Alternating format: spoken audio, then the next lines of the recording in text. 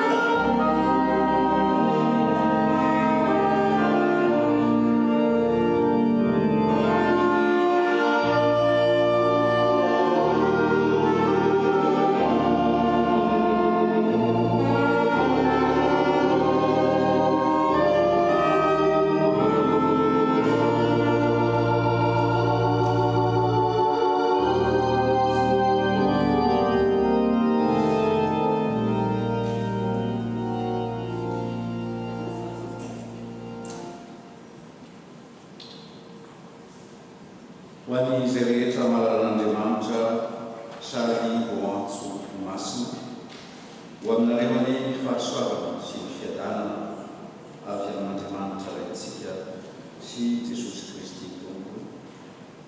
À tous ceux qui sont bien-aimés de Dieu, appelés à être saints, que la grâce et la paix vous soient données de la part de Dieu, notre Père, et du Seigneur Jésus-Christ.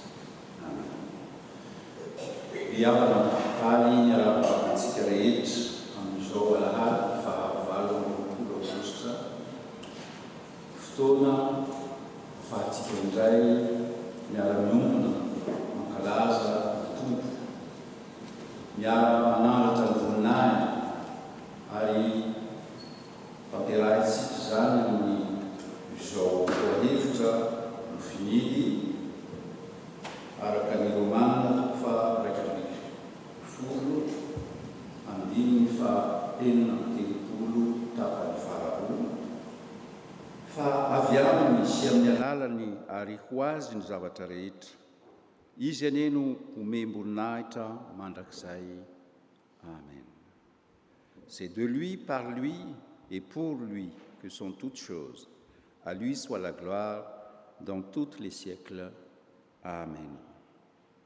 Fanomboantsika izany ary havana dia iarahantsika mamaky ny salamo voatondro ho antsika anio.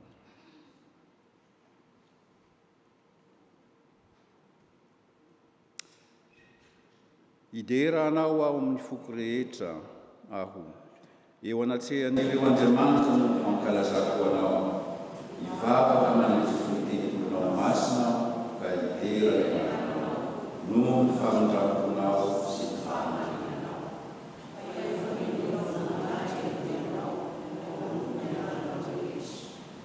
Tamin'ny andro ny taraiky tena mahay ianao, ny fahasahina ka hijery sy hijery ny fanahy. Jehova ho ideranao ny mpanjaka rehetra, fahandreny eno vavanao izy.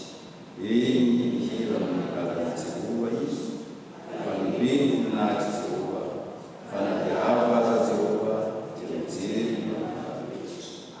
Ary mpiavinavina fantany eny lavitra eny. Na dia ambe ao amin'ny fahoriana aza aho dia amelona ianao.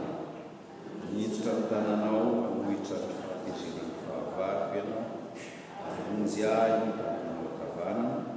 Jehova no hatanterako ny amiko, Jehova ho mandrakizay ny famindramponao. Amen.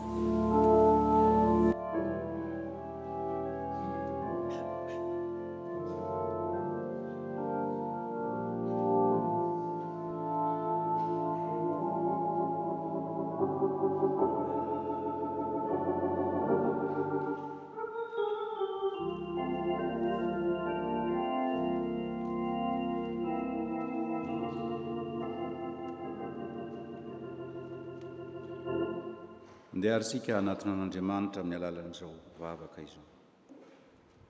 Ry Tompo Andriamanitra io misaotra anao izahay fa mbola no tahirizinao ary narovanao ka tody soamatsara amin'izao toerana masina izao. Derainay ny anaranao satria mendrika izany. Fa hoy ny teninao fa raha misy 2 na 3 mivory amin'ny anaranao dia efa afovoany ianao. Misaotra anao izahay ry Tompo noho ny fanatrehanao ary misaotra noho ny fanahy masina mampianatra anay izany. Atolotray ary izao fanompoam-pivavahana izao mba ho fiderana ny anaranao masina noho ny fahendrena lalina ao amin'ny teninao, ho fankasitrahanay ny soa rehetra avy aminao. Tsy mitsahatra ny mankalaza ny voninahitra ao zahay Tompo. Be fiantra tokoa ianao ary nomenao ny zanakao lay tokana dia Jesosy Kristy izay mpamonjy sy mpanavitra ary amin'ny anarany nanaovanay izao vavaka izao. Amen.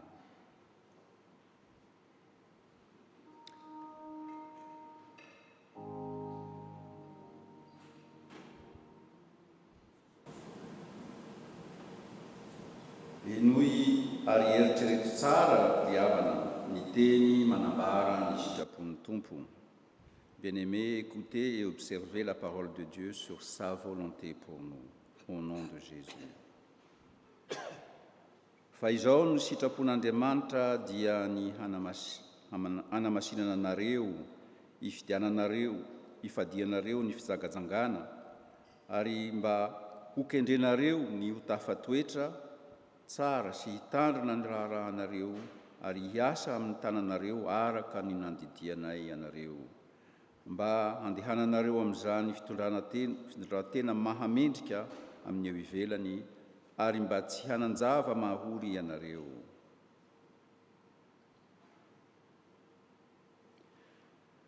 Ce que Dieu veut, c'est votre progression dans la sainteté. C'est que vous vous absteniez de l'immoralité sexuelle. Ce que Dieu veut, c'est votre sanctification. Ce que vous vous abstenez de l'impudicité et à mettre votre honneur à vivre tranquille, à vous occuper de vos propres affaires et à travailler de vos mains, comme nous vous l'avons recommandé, en sorte que vous vous conduisez honnêtement envers ceux du dehors et que vous n'ayez besoin de personne. Donc, selon 1 Thessaloniciens, chapitre 4, verset 3 et des versets 11 à 12.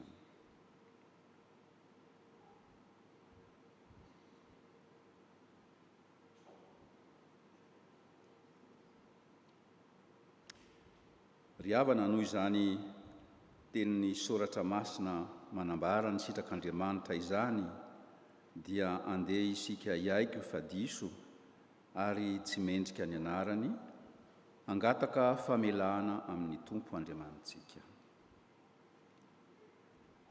Hivavaka isika. Ry Andriamanitra tsy toa mpamorona sy mpanavitra anay eo, masina ianao ka mankahala ny ratsy rehetra. Indreto izahay mpanota mahantra, manetsy tena sy miaiky ny fahadisoanay, sy ny elokay rehetra eto anatrehanao. Izahay dia nanota taminao tamin'ny eritreritra sy ny teny ary ny asa, sady notorontorona sy teraka tamin'ny eloka sy ny fahotanako. Noho izany dia tokony ho elona mandrakizay izahay, nefa noho ny fahasoavana sy ny famindramponao lehibe sy mahagaga, dia mifona sy mangataka aminao amin'ny anaran'i Jesosy Kristy izahay. Amen.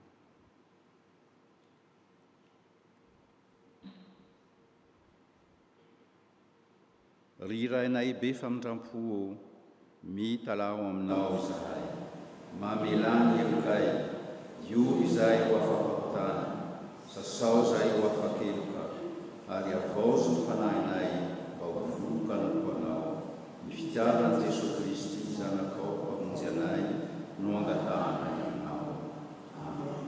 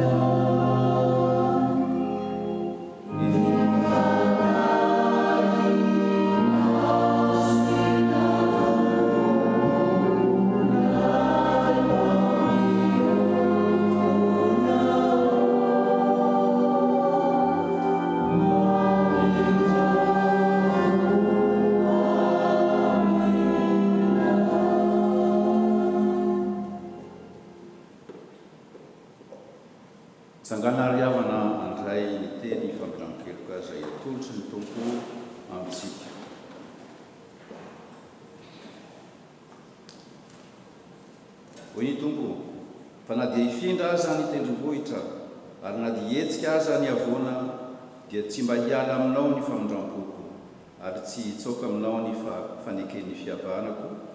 Raha misy manota dia manana solovava ao amin'ny ray isika dia Jesosy Kristy ilay marina ary izy no avitra noho ny fahotantsika. Ho avela ny helokareo noho ny anarany masina. Alleluia. Amen. Ataontsika ny hira ho atondro.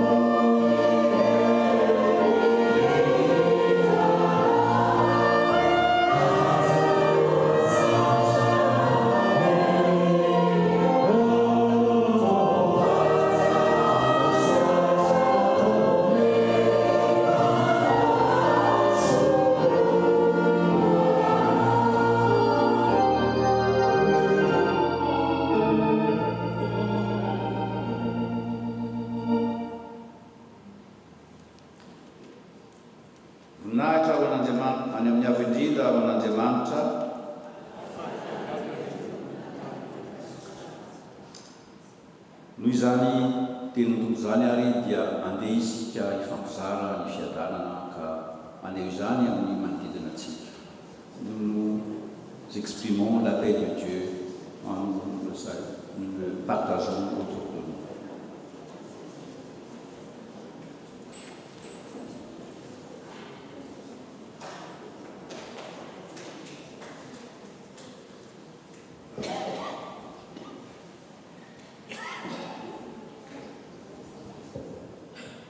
Mipetraka amin'izay.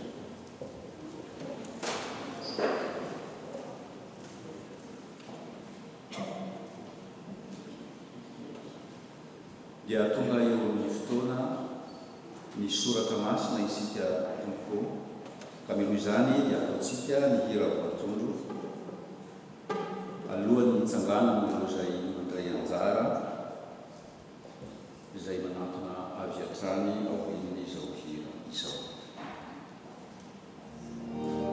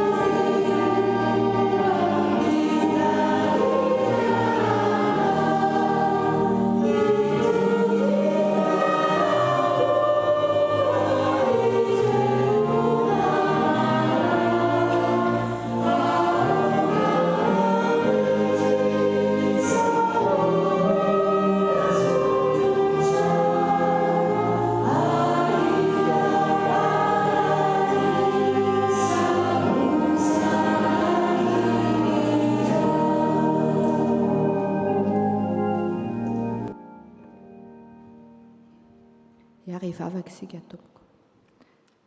Tompo, saotranao izahay no izao fotoana nomenao anay izao. Fotoana mbola ahafahanay miara mivavaka eto indray. Raha maky sy hain'ny teninao izahay dia tendreo ny fonay sy ny sainay ary aoka ny fanahinao masina hitarika anay ka hatakaranay ny teninao. Dia ampianaro koa izahay hampiatra izany teninao izany amin'ny fiainanay andavanandro ka tsy ho mpiaino fotsiny fa ho mpankatoy sy mpanatanteraka ihany koa.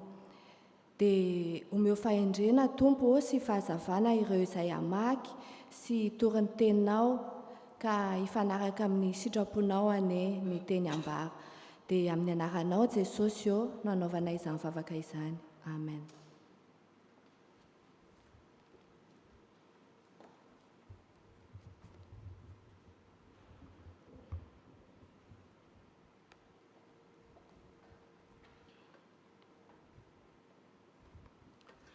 Tonga amin'ny fotoana makina ny teny ary isika, izany dia ovaka.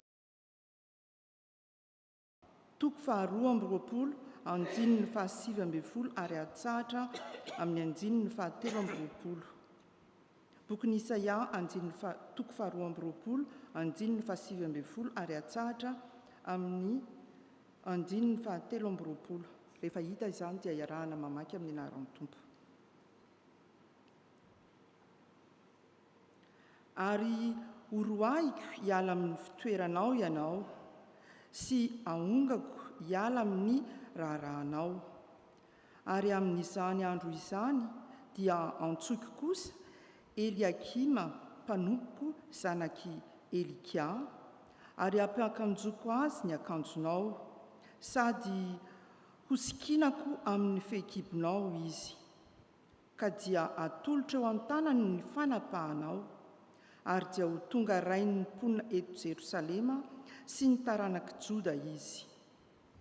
Ary apetraka eo antsorony ny fanalahidin'ny tranon'i Davida, dia amoy izy ka tsy andrindrina. Ary andrindrina izy ka tsy hisy amoy. Ary atsatoko toy ny fiantonan-javatra eo amin'ny fitoerana mafy izy, ka ho seza amboninahitra ho an'ny mpianakavindrainy. Amen.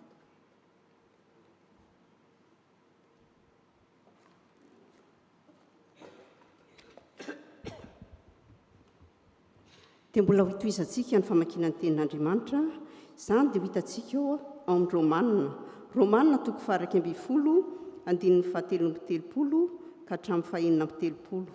Romanina toko faha 12, andininy fahatelo amby telopolo ka hatramin'ny fahaenina amby telopolo. Rehefa hita izany dia voakitsika amin'ny anaran'ny Tompo. Indreny alalin'ny haren'Andriamanitra sy ny fahendreny ary ny fahalalany, fitsarany tsy hita lany ary ny lalany tsy azo fantarina. Fa iza ny mahalala ny sain'i Jehova, ary iza ny mpanolotsaina azy, na iza ny manome azy aloha hamalina azy indray. Fa izy no niaviany izao rehetra izao, ary izy no miazona azy, sady izy koa no antony. Izy no membonahitra mandrakizay. Amen.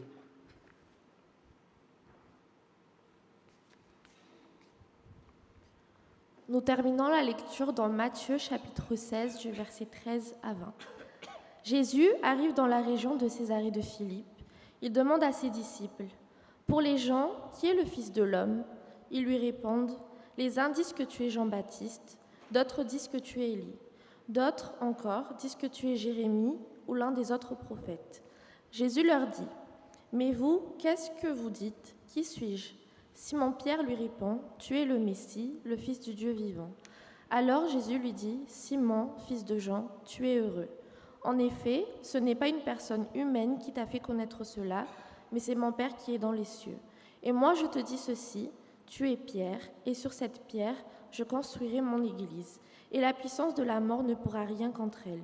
Je te donnerai les clés du royaume des cieux. Ce que tu refuseras sur la terre, on le refusera dans les cieux. Ce que tu accueilleras sur la terre, on l'accueillera dans les cieux. » Alors Jésus donne cet ordre à ses disciples, « Ne dites à personne que je suis le Messie. » Amen.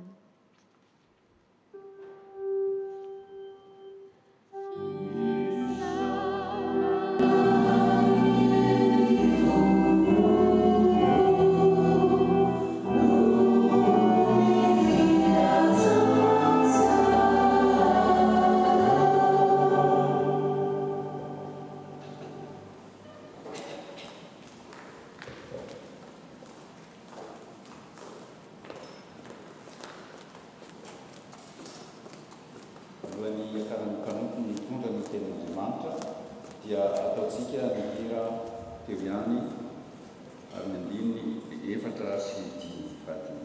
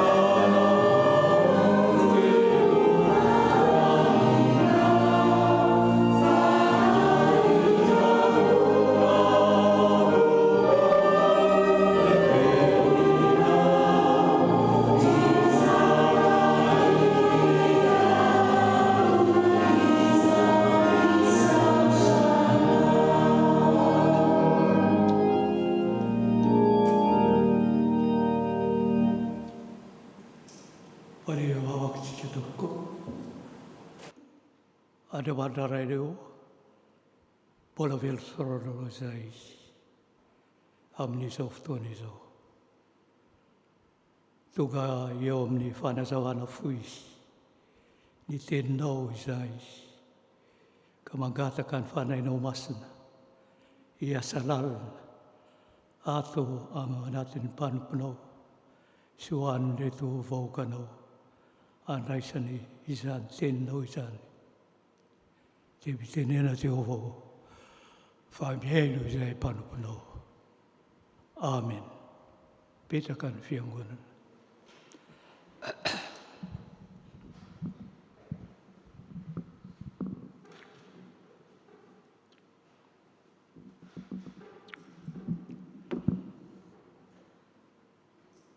Ampitomboina ho anareo aneny fahasoavana sy fiadanana amin'ny fahalalana tsara n'Andriamanitra sy Jesosy Kristy Tompontsika. Dia raina Andriamanitra noho ny fahendreny. Louange à Dieu pour sa sagesse. Fa avy aminy sy amin'ny alalany ary ho azy ny zavatra rehetra. Izy any no memboninaitra mandrakizay. Amen. Romana 12:10, ny 5:30 bis. Izany ry havana no lohateny nomeny izao fampianarana fohy sady tsotra ho antsika izao. Ary voalaza ao amin'ny Romanina 12:1, ny 7:30 ka hatramin'ny 9:30 izay efa nivolako tamintsika teo, ka ny 5:30 bis no anakinantsika izany fampianarana izany, manao hoe izy Andriamanitra any no memboninaitra mandrakizay. Izy Andriamanitra any no memboninaitra mandrakizay. Paoly Apôstôly no nanoratra ity epistily ity ry havana. Epistily izay anasokanjinany indrindra eto amin'ity Romanina ity, fa kendren'Andriamanitra ny hamonjy ny olombelona rehetra. Abaribarin'ny Paoly eto amin'ity toko ity, fa tamin'ny alalany tsy finoan'ny Jiosy na ny nandavany an'i Jesosy Kristy no nahatonga ny jentilisa handray ny mpamonjy. Ary tamin'ny alalan'ny finoan'ny jentilisa kosa no nahatonga ny Jiosy handray ny filazantsara. Tonga nino ny Jiosy vokatra ny asa nataon'Andriamanitra amin'ny jentilisa.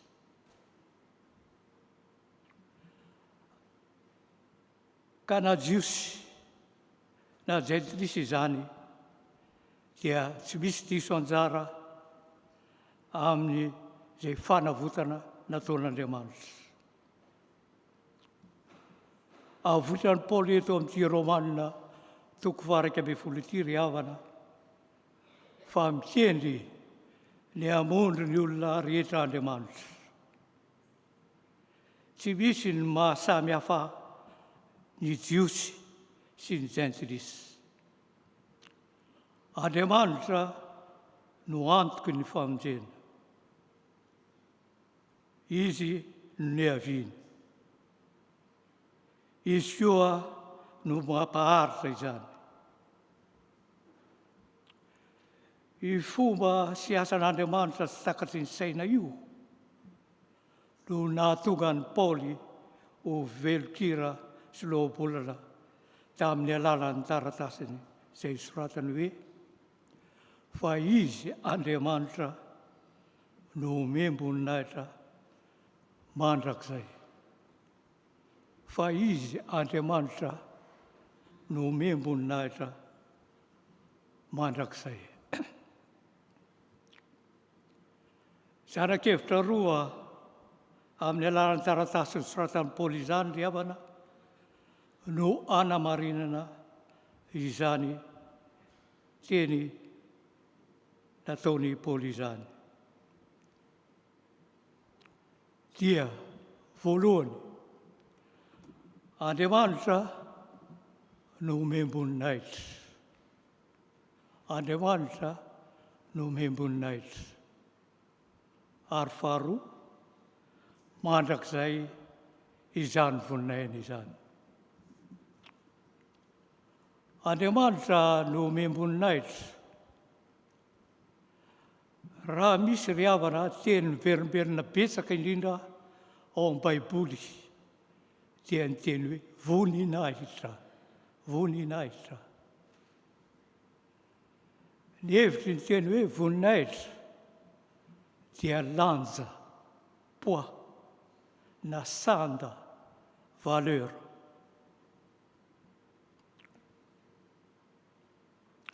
Ny voninahitra ao amin'ny testamenta vaovao dia entina milaza ny fanomezana lanja an'Andriamanitra. Fankasitrahana sy fanandratana, manambara fiamboniana sy fankalazana izany. Entina manondro fahamendrehana sy fiandrianana koa. Koa eto i Paoly dia manatitraritra, tsy miangavy fa mampirisika, fa atolotra an' Jesosy Kristy sy omena an'Andriamanitra izany voninahitra izany. Ary ny hoe manome voninahitra an'Andriamanitra dia mampanjaka an Kristy ao amin'ny fiainana. Mampanjaka an Kristy ao amin'ny fiainana. Hoy voalaza ao amin'ny Filipianina 2:1-11 manao hoe Jesosy Kristy no tompo ho voninahitr'Andriamanitra. Ny hoe manome voninahitr'Andriamanitra ihany koa dia miaina ny hoe toe-panahy araka an'Andriamanitra. Miaina araka ny toe-panahy araka an'Andriamanitra. Hoy Jesosy ao amin'ny Koritianina voalohany 10, ny 13, manao hoe raha ino ianareo toa hitanareo ny voninahitran'Andriamanitra. Omena an'Andriamanitra ny voninahitra. Tsy hoe mangataka akory satria tsy manana ny tsy ampy ny voninahina izy, fa efa ao aminy izany. Sainga ahatsony kosa isika ahay anandratra azy, izany hoe anome lanja sy sanda an'Andriamanitra. Misaotra an'Andriamanitra manokana isika fiangonana reforme satria hatramin'ny fotoana niorenany dia efa fitazaina sy fampiarana nomen'ireo mpanitry fivavahana ny fivedesana hoe ho an'Andriamanitra irery ihany ny voninahitra. Ataontsika ho tena fitenana sy zava-dehibe izany. Ary izay nahatonga antsika efemba rehefa vita ny zavatra rehetra atao dia milaza fa any Andriamanitra ny voninahitra. Rehefa malala, misy ny anjarantsika fiangonana, misy ny fiesika andrasana amintsika dia ny fanomezam-boninahitra an'Andriamanitra. Miandry izany Andriamanitra, endriky ny fankatoavana azy izany. Loza fa indraindray ny ataontsika tsy manome voninahitra an'Andriamanitra, fa lasa fitenenan-dratsy ny anarany azy.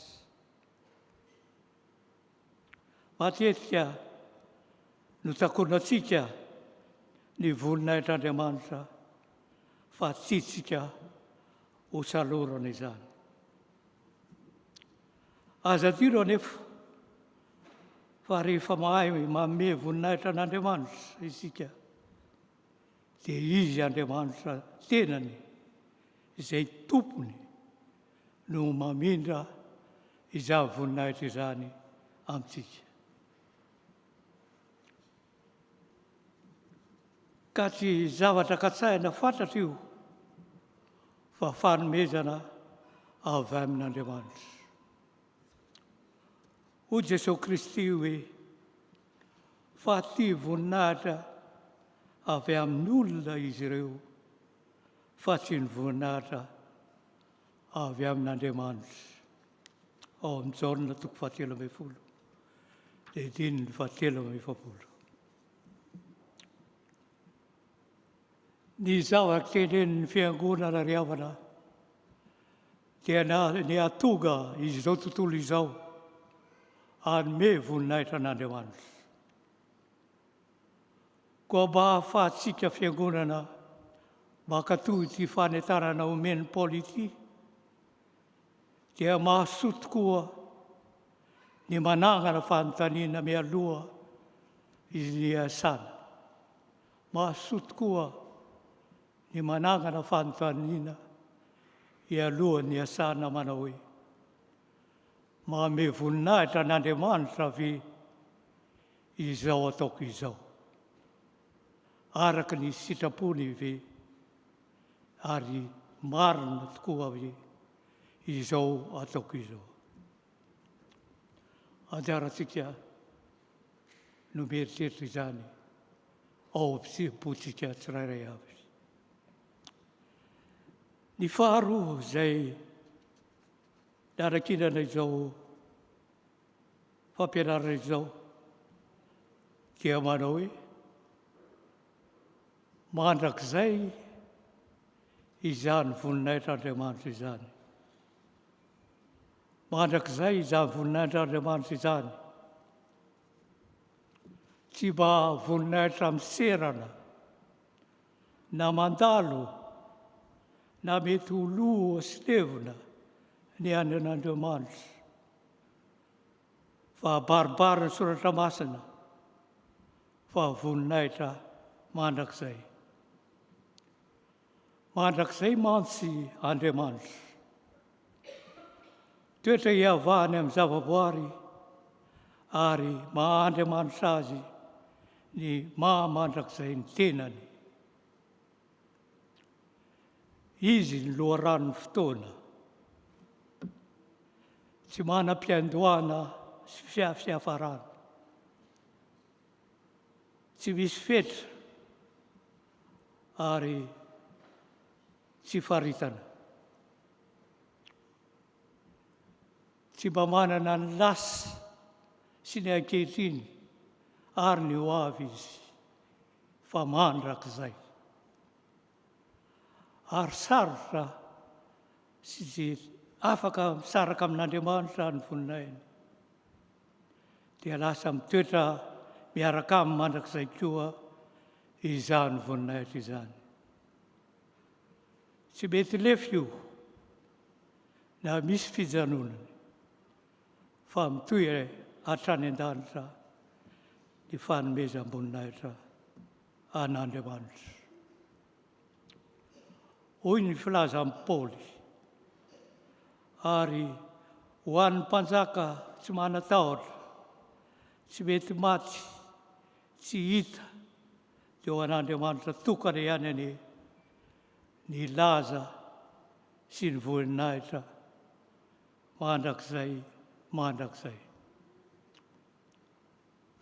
Mandrakizay ny voninahitr'Andriamanitra, ny fanomezam-boninahitra an'Andriamanitra dia mitohy hatrany an-danitra. Ka izay manome voninahitra azy ety an-tany no hanohy ny fankalazana ratsy izay any an-danitra. Ry havana, tsy tokony hitsahatra ny fanatratratsika ny mahatompo ny tompo, mpanjaka ny mpanjakan'i Jesosy Kristy. Tsy tokony voafetra ny zava-tsahana, ny voafetra zavatra mitranga ny fanomezam-boninahitra an'Andriamanitra. Fa ny fiainam-piangonana rehetra mihitsy dia ataony ny fiangonana manontolo, eny ny andavanandrom-piainany dia atao fanomezam-boninahitra ny tompo. Dia ray n'Andriamanitra noho ny fahendreny, fa izy no omem-boninahitra mandrakizay. Amen. Velom-piterana an'Andriamanitra i Paoly, raha mamarana ny famelaberarana noho ny planin'Andriamanitra tsy azo fehezina, mahagaga ary feno fahasoavana mba hamonjena atsika olombelona. Tena fomba tsara ny fankalazana toy izany. Tena lalina ny fahendrena sy ny fahalalàn'Andriamanitra ka tsy takatry ny saitsika. Saritakarina ka tsy hivisafizaina izy ireny. Tsy takatry ny saitsika ny planin'Andriamanitra an'izay nohariany. Tsy misy olona afaka ny andalina ny haren'ny fahendrena sy ny fahalalàn'Andriamanitra.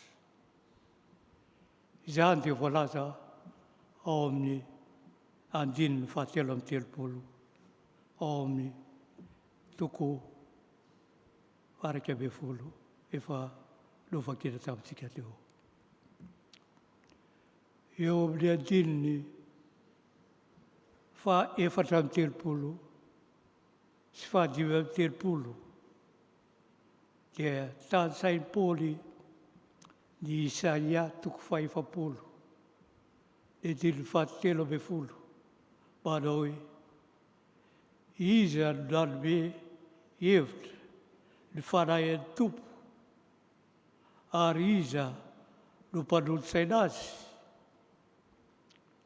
Om Zuda, Tukfa, Rakebe Fapulu, de Dilfatil Vialjua, Diablaza, Iso, Isan Babi Asia, Alu, Kabali quasi, de Balanza, Dia Ayafu.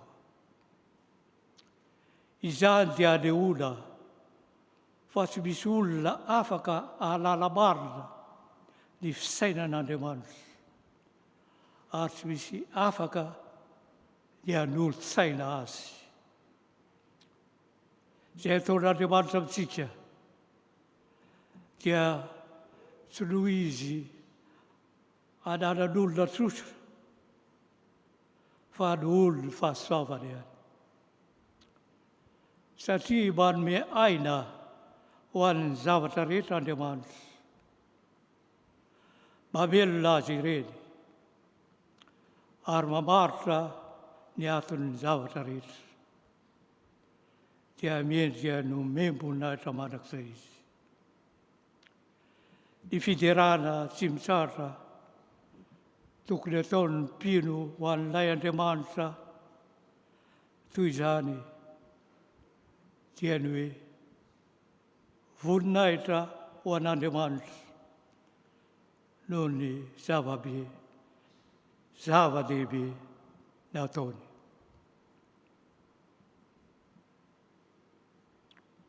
Conclusion pour les francophones. Louange à Dieu pour sa sagesse.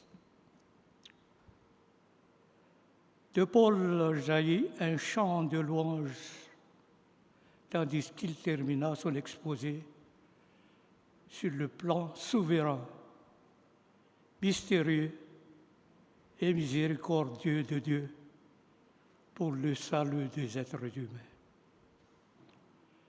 Une telle adoration constitue le meilleur moyen de conclure. La sagesse et la connaissance de Dieu sont bien trop profondes pour que nous puissions les saisir. Elles sont introuvables. Il est impossible d'en chercher la piste. Le plan de Dieu pour sa création dépasse notre compréhension de la richesse, de la sagesse et de la connaissance divine. En 11, 34, 35, verset 35, 34, 35, Paul cite 3 passages de l'Ancien Testament, 2 en Ésaïe 40, 13 et 1 en Job 41, 3, pour montrer que personne ne peut réellement connaître la pensée de Dieu, que personne ne peut être sans conseiller.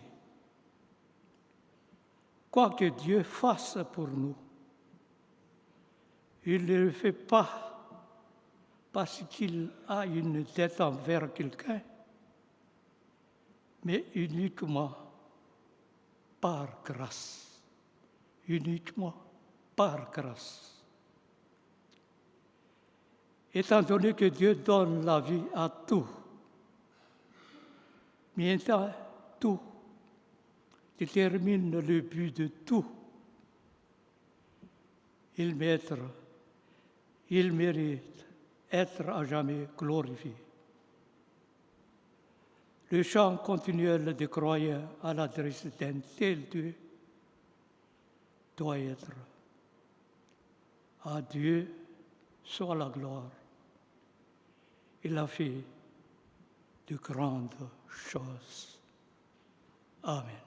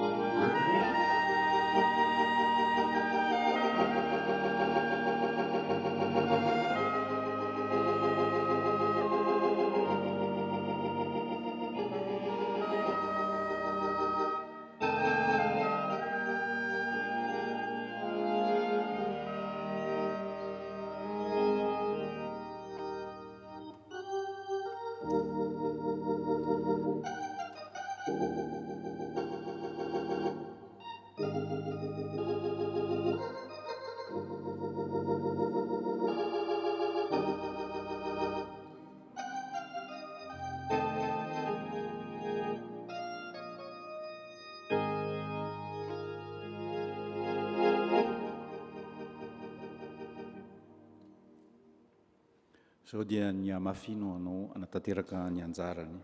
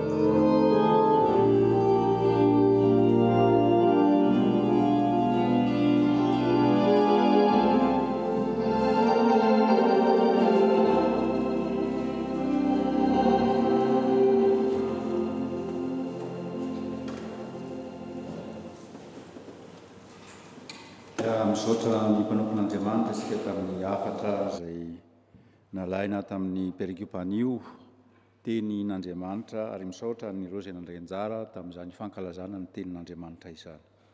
Izao isika dia tonga eo amin'ny fotoana izay manambarantsika ny finoantsika araka ny version apostolika izay iraisantsika amin'ny fiangonana kristianina manerana izao tontolo izao. Miaraka tsangana isika tokoa.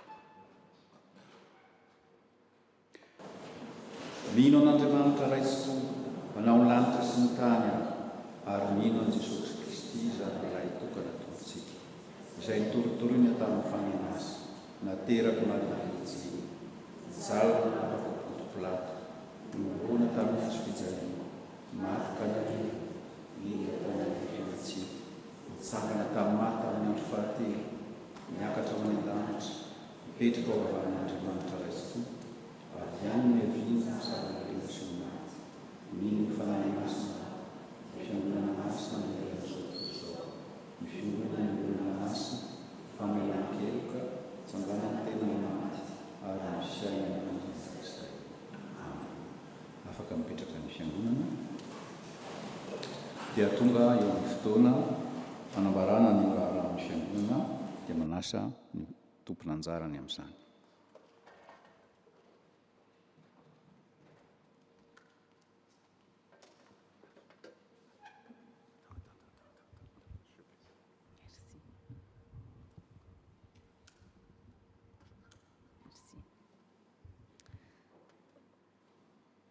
Faly miarabantsika rehetra indray amin'izao alahady maraina fahatelo amby roapolo ny volana aogositra izao. Amin'ny fifaliana indray no ifankahitana aminareo taorian'izay fotoana vitsy tsy nahateto toerana izay. Faly miaraba ihany koa ireo izay manaraka izao fotoana izao amin'ny alalan'ny tambazotra n'aiza misy atsika tsirairay avy dia mirary fialan-tsasatra ho an'ireo izay fialan-tsasatra mahafinaritra ho an'izay mbola any amin'ny fialan-tsasatra. Amintsika rehetra hatrany anie ny fiadanan'ny tompo. Raha misy amintsika no voasambany no tonga miara-mivavaka eto androany dia angatahana izy hitsangana mba ho arabain'ny fiangonana. S'il y a quelqu'un qui est ici avec nous pour la première fois, nous vous invitons à vous lever.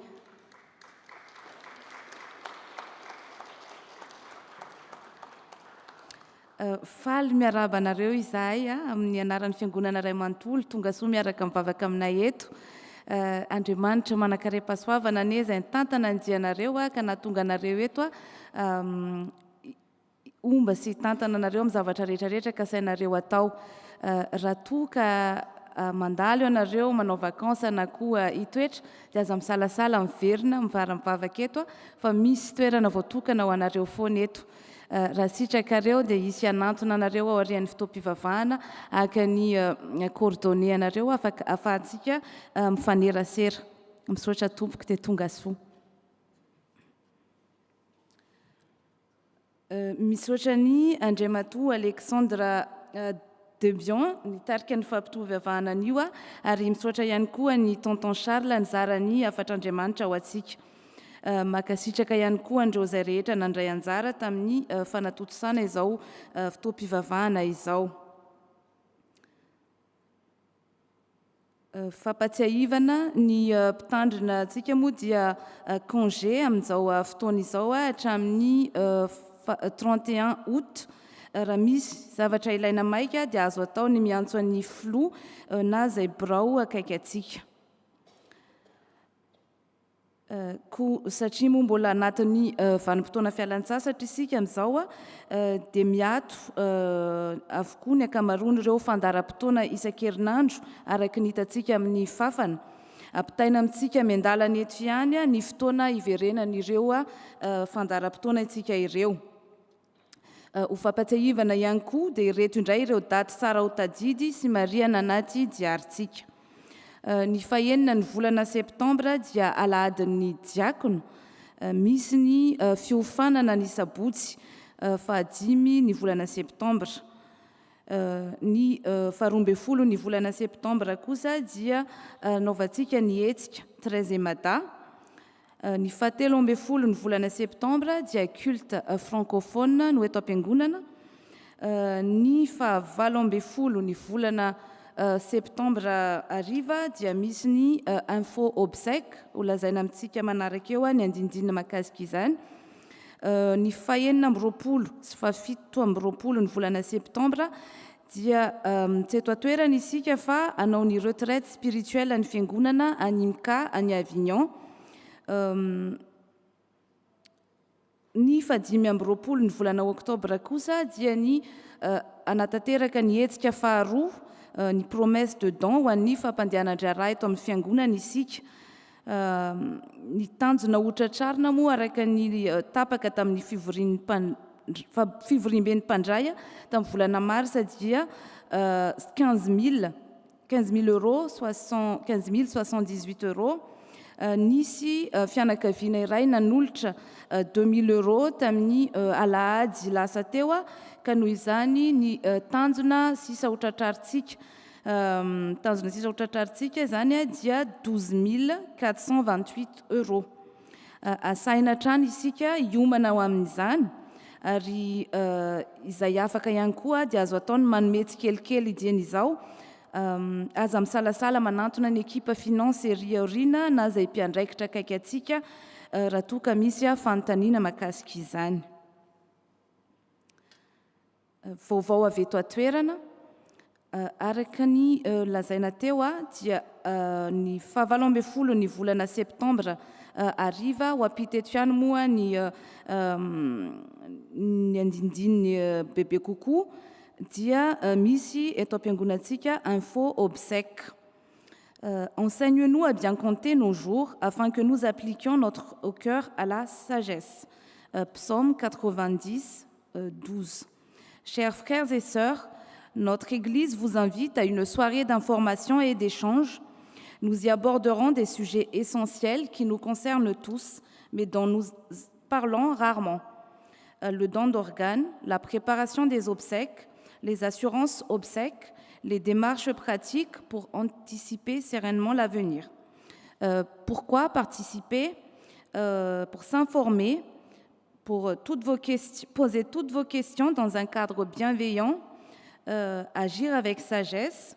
Cela nous permettra aussi de prendre des décisions éclairées pour vous et vos proches, vivre notre foi, aborder ces sujets dans un esprit de responsabilité, de paix et de solidarité. Nous vous encourageons vivement à venir nombreux. Cette soirée sera l'occasion de réfléchir ensemble, d'échanger librement et de mieux accompagner nos proches lorsque les circonstances l'exigent. Arak'izany dia manasa antsika rehetra ho avy hanatrika io fotoana io izay hifampizarana ny amin'ireo lohahevitra izay tena zava-dehibe tokoa amin'ny fiainantsika, fa indrindra moa atsika ty mpitan-dranomasina dia entanina isika hitondra ihany koa ny namana sy ny manodidina atsika. Manarak'izany ny retraite spirituelle ny fiangonana dia ho tanterahina ny fahaenina amby roapolo sy fahafito amby roapolo ny volana septambra any Imka Avignon. Tsy aivina moa ny thème dia Bible ouverte, genoux pliés, cœur aligné, vivre le psaume 23 dans nos temps d'insécurité. Ny sarany pension complète dia 61 euros isan'olona, misy ny fandraisana anjara ny fiangonana ka noho izany ny saran'izany rehefa miaraka amin'ny fandraisana anjara ny fiangonana dia amin'ny totaly 41 euros isan'olona. Raha betsaka kosa isika ao anatin'ny fianakaviana dia 31 euros manomboka amin'ny 4e personne. Mbola misokatra ny fisoratana anarana, hitantsika eo amin'ny fafana ireo laharana ahafahantsika misoratra anarana dia manentana antsika hatrany, manentana antsika fiangonana rehetra tsy ankanavaka ho tonga marobe amin'io fotoana io. Tsy aivina moa fa tsy misokatra zany ny fiangonantsika amin'io fotoana io fa any Avignon isika no miaraka mivavaka. Raha misy amintsika mbola misalasala na misy fanontaniana manidikitika dia aza misalasala manantona ny birao. Avy amin'ny sekoly alahady. Ma plus grande joie, c'est d'apprendre que mes enfants vivent dans la vérité. 3 Jean, chapitre 1, verset 4. Chers parents et enfants, la rentrée approche à grands pas. Nous nous retrouverons le dimanche 6 septembre à 9h pour la réunion de rentrée, suivie du brunch annuel. Apportez ce que vous souhaiterez déguster. Et la reprise des cours sera le dimanche 13 septembre à 9h. Bonne fin de vacances à tous, soyez abondamment bénis. Le bureau. Aviamni Saint-Panatil, et si tu devenais acteur d'un monde meilleur? Cette rentrée, Narsai Océan recherche de nouveaux responsables scouts. Tu as envie de donner de ton temps, de partager, de transmettre et surtout de faire grandir les jeunes autrement? Rejoins une aventure humaine où tu pourras apprendre aux enfants à avoir un impact dans la société, prendre soin de la nature, servir son prochain et construire un monde meilleur.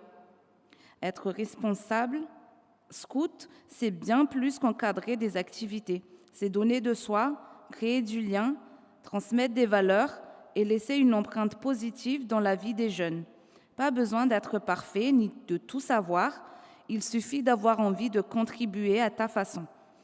Et si ton aventure commençait avec nous, pour rejoindre l'équipe des responsables scouts, envoie un message aux numéros qui sont affichés sur l'écran. Filazana mariage, Madame Brigitte Rantanirina Rakutma Mahan, famille Raparan, famille Ramananzanaar Rakutbe, Madame Myriam Ratinatsfui, famille Ranaiv Numenzanaar, dia faly mampandrehantsika ny fanasana, ny fanamasinana, ny fanambadininy zanany, zafiny, tsiky sy ny ony. Izany dia ho tanterahina ny sabotsy fa 7 volana aogositra eto amin'ny FPMA ex Marseille. Eto amintsika moa izy ireo dia asaintsika izy ireo hitsangana ho hitan'ny fiangonana.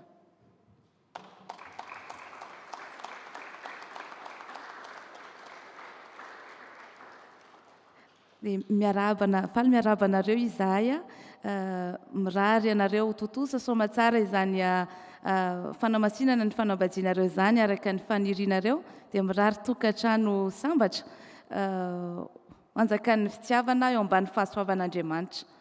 Misaotra tompoko afaka mipetraka ianareo raha misy manana fanamariana dia afaka manantona ny mpitandrina isika fiangonana rehetra kosa dia asaina atsiaro ambavaka azy ireo amin'izany andro lehibe eo amin'ny fiainana izany. Filazana mariage manaraka ihany koa Rasolofo Natoandro Syriaque et Lalao Claudette, Rabbe Manantso Faly Arvony et Younmami, Andria Mayen Ninzafi, Rado Lalao Saoundja, sont heureux de vous faire part du mariage de leurs enfants et petits-enfants, Sébastien et Mahal, le mardi 25 août 2026, au domaine de Sarson. Il y a dans le cœur de l'homme beaucoup de projets, mais c'est le dessein de l'Éternel qui s'accomplit. Proverbe 19, 21. Alors, si j'ai bien compris, ils sont là aussi. Donc, nous vous invitons à vous lever pour que l'Église puisse vous voir.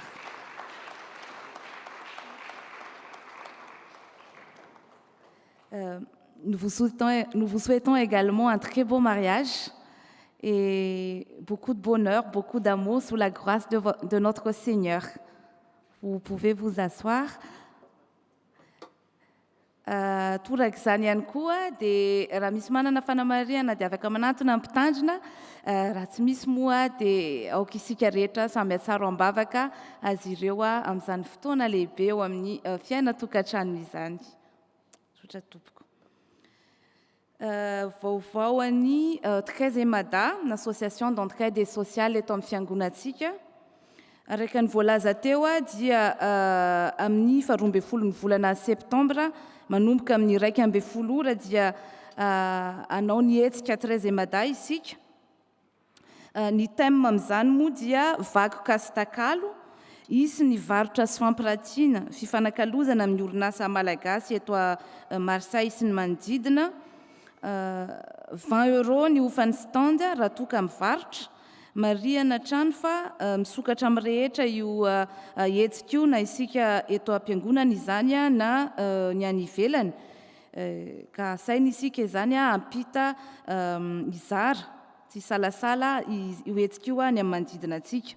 Isy ihany koa ny stand accueil social kilalao malagasy isan-karazany, sakafo malagasy tahaka ny mahazatra antsika, manasa antsika fiangonana trano ho tonga marobe hitondra ny namana sy tapaka rehetra amin'io fotoana io.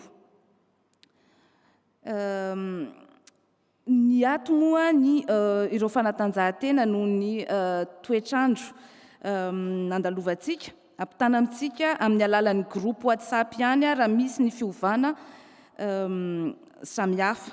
Afaka miantso ireo tompon'andraikitra ny amin'izany ihany koa isika raha toa ka misy fanontaniana. Ny banque alimentaire kosa dia misokatra trano ho an'ireo izay rehetra mila izany na ho antsika eto am-piangonana izany na an'ny olona izay manodidina antsika ka mety mila izany. Aza misalasala manantona ny mpiandraikitra akaiky antsika raha toa ka misy izay ilaina. Ireo izay maniry hanohana izany banque alimentaire izany ihany kosa dia raisina tanandroa ny fanomezana avy amintsika. Vaovao avy amin'ny faritany. Ny komity paritany dia ho tanterahina eto amintsika ny asabotsy faha 7 ny volana septambra. Vaovao avy amin'ny Foibe. Apatsiahivina isika fa naharay fanasana ny faha 10 sy faha 12 ny volana oktobra izao izay anaovana ny ankalazana ny faha 70 taona ny tandremana sy fandehanana misotro ronono an'ny pasteur Élisée Andriamiandra any Toulouse. Raha toa ka misy fanontaniana dia afaka manantona ny birao. Ny faha 17 sy faha 18 ny volana oktobra kosa dia misy ny zaikabe ny sampana vehivavy kristianina sy ny sampana lehilahy kristianina iraisana any Dijon. Hitantsika ao amin'ny fafana moa ny andinindiny mahakasika izany mbola misokatra ny fisoratana anarana hatramin'ny 15 ny volana septambra. Afaka manantona ny birao ny SVK eto an-toerana raha toa ka misy fanontaniana.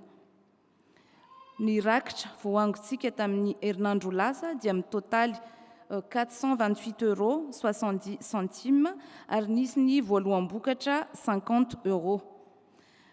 Mariana mofa misy roa ny rakitra eto amintsika. Ny rakitra voalohany dia natao an'ny fampandehanan-draharaha ny fiangonana ary ny rakitra faharoa kosa dia natokantsika ho an'ny ezaka-trano. Azontsika tao ny manome ny fanomezantsika amin'ny alalan'ny espèce na terminal bancaire, virement na koa chèque.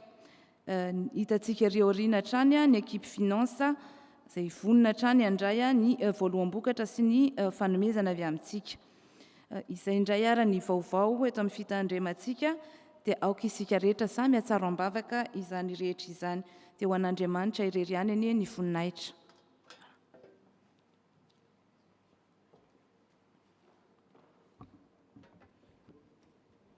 Dia misaotra ny tompony anjara tamin'izany raharaha maro isan-karazany izay entintsika ambavaka mandrakariva. Tonga eo amin'ny fotoana anaovana ny vavaka ezaka-trano isika, koa dia mangataka ny tompony anjara ny rosety analona anatanterak'izany.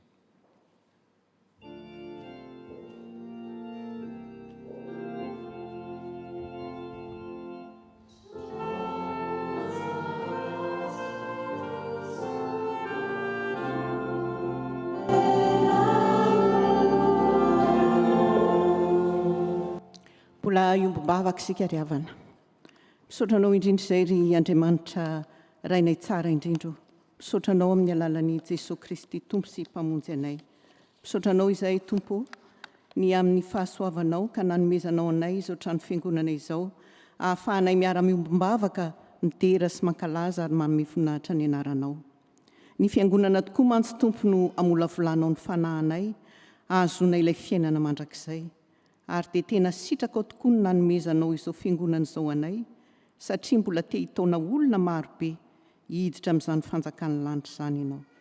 Misaotra Tompo ny amin'ny fanatsarana, fanamboarana, fikarakarana rehetra efa vita tamin'izao fiangonana izao.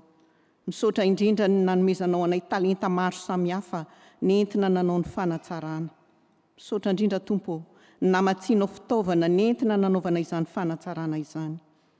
Misaotra indrindra Tompo ny nanomezanao anay vola aman-karena na hahafahanay nanome nandoavana ny ampahany tamin'ny vidin'izao trano izao.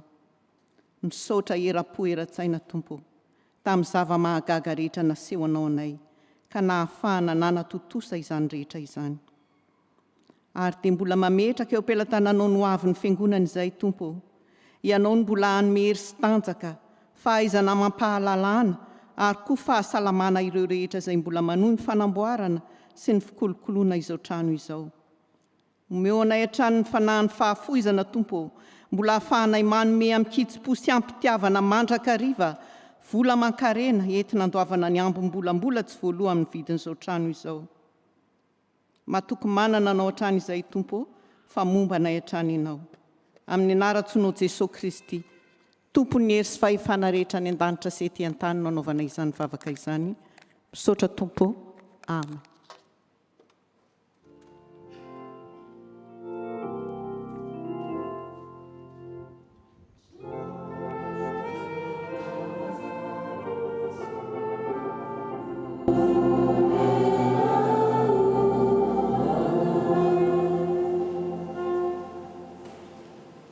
Tonga eo amin'ny fotoana ny fanatitra sy ny fanaovan-tena isika izao, koa dia irofo amin'izany isika ary ataontsika mandritra izany ny hira voatondro.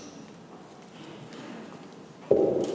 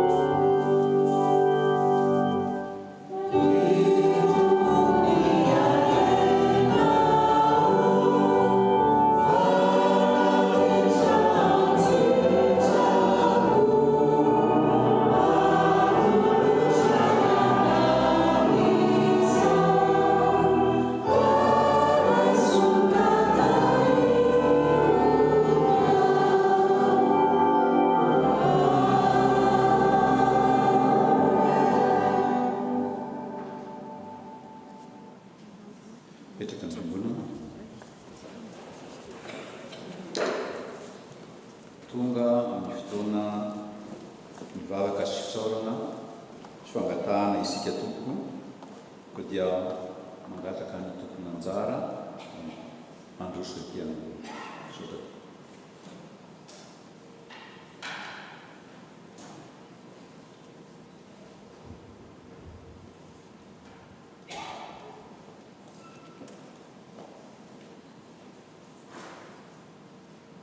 Afaka isika tompo malalatsy to iray amin'ny alalan'i Jesosy Kristy.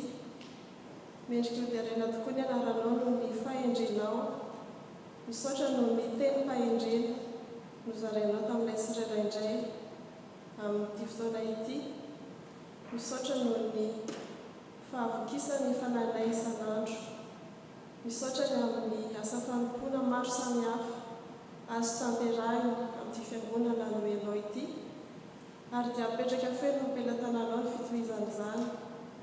Apetraka feno ampelantananao ny asa fitoriana ny filazantsara totosaina eto, ny asa sosialy sy ny ampidirana andraikitra rehetra izay kasaina atao. Saroana ambavaka ihany koa ny mpanomponao ray aman-dreny mpitandrina izay isaoranay ianao ny fahafahany misitraka ny fialan-tsasatra mba sisa an-tanazy manakamy mandrakariva ianao. Saotra ihany koa ny amin'ny filohan'ny tafo sy ireo rehetra izay mpiara-masamina, miara-misalahy amin'ny fanomponanao. Ianao no ampahery mandrakariva azy ireo. Ianao no anono hevitra no saina ary hanafy ny teny fahendrenao hiainana isan'andro isan'andro. Tsaroana ko tompo ny zavatra maro samihafa izay miatra amin'ny vahoakanao. Betsaka ireo marary na ara-nofo na ara-panahy sy tranonao izy ireo. Ao koa ireo osa sy reraka no miantony maro samihafa, ireo tsy anasa, ireo tsy misy taratasy, ireo sahirana no miantony traboina, ny hain-trano maro samihafa, tsy fisian'ny rano amin'izao toetrandro iainana izao. Ny korontana etsy sy aroa, tompo malalo, tompony fiadanana ianao. Ianao no ampitoetra mandrakariva izany ao am-po ny mpanomponao sy ny vahoakanao rehetra mba ahafahana manompanao. Trotrony ambavaka ihany koa ireo midona mpahoriana, ireo manamanjo, ampahery hatrany ny kamoty ianao ary tsy hamela azy ireo mirery. Eo koa tompo ny mpanomponao izay mikasa hanorina tokantrano, eo koa ireo mankalaza endrika fifaliana maro samihafa. Miara-ory amin'izay ory ianao ary miara-mifaly amin'izay mifaly.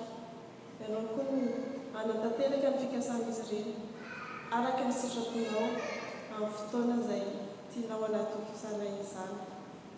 Tsy adinona ihany koa ny firenenay na i La Frantsa izay mampiatrano anay izany, na i Madagasikara izay niavinay izao tontolo izao izay iriariavanay. Menao saina endry ny mpitondra, ny fahendrenao avy tsy takatra ny sainay no ampitoerinao ao anatin'ny fosiny sain'ireny mpitarika anay ireny, hitondranay araka ny sitraponao. Ary dia ny vahoakanao mandrakariva ny vahoaka malagasy, ary izao tontolo izao dia anjakan'ny fifankatiavana, hatsaharanao ny ady rehetra ny endriny maro samihafa. Izay rehetra tsy voalaza ny vavanay kanefa mahasoa tompo dia ianao no hanatanteraka izany, ary raiso midera sy laza ny voninahitra ho anao irery ihany, satria ny famondraponao, ny famelan-kelokao ary ny fitiavanao no lafanay mijoro mangataka izany ary miandohalika ny azo fijalinao. Izany rehetra izany tompo dia sitraka indrindra, raha ampiarahany amin'ny vavaka tsara indrindra ny ampianarinao manao hoe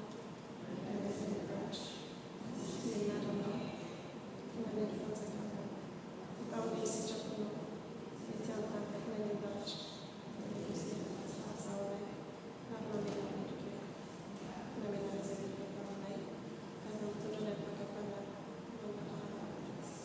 manao fanjakana sy hery ary voninahitra mandrakizay.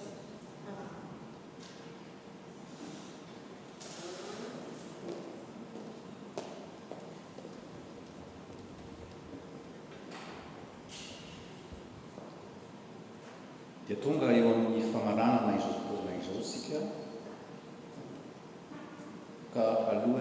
afatra sikondrano dia ataontsika ny hira-botondro raika amin'ny dimampolo sy telonjato ny dimy voalohany sy faharoa dia aorian'ny afatra sy ny sodrano dia ny andininy fahatelo miara-mitsangana.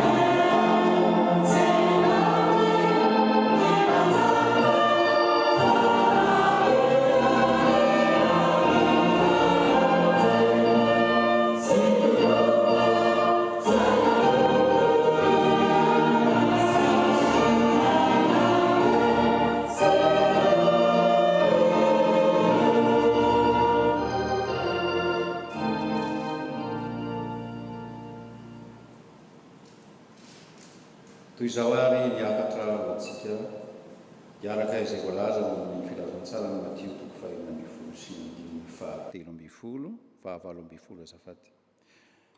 Hoy Jesosy, ary izaho milaza aminao koa, ianao no Petera ary amboniny izany vantolampy izany no ahoriko ny fiangonako, ary ny vavahadin'ny fiaina tsy hita tsy haharisy azy. Et moi, je te dis que tu es Pierre, et que sur cette pierre je bâtirai mon église, et que les portes du séjour des morts ne prévaudront point contre elle. Raiso ny tsodrano tononona amin'ny anaran'i Jesosy Kristy Tompo, ary andriamanitry ny fiadanana izay nitondra any Jesosy Tompontsika, mpiandry lehibe hiala amin'ny maty, mitondra ny ranony fanekena mandrakizay, izy ane hahatanteraka anareo amin'ny tsara rehetra hanao ny sitrapony. Que le Dieu de paix, qui a ramené d'entre les morts le grand pasteur des brebis, par le sang d'une alliance éternelle, notre Seigneur Jésus, nous rende capables de toute bonne œuvre pour l'accomplissement de sa volonté, et fasse en vous ce qui lui est agréable, par l'accomplissement de sa volonté, par Jésus-Christ, auquel soit la gloire au siècle des siècles. Amen.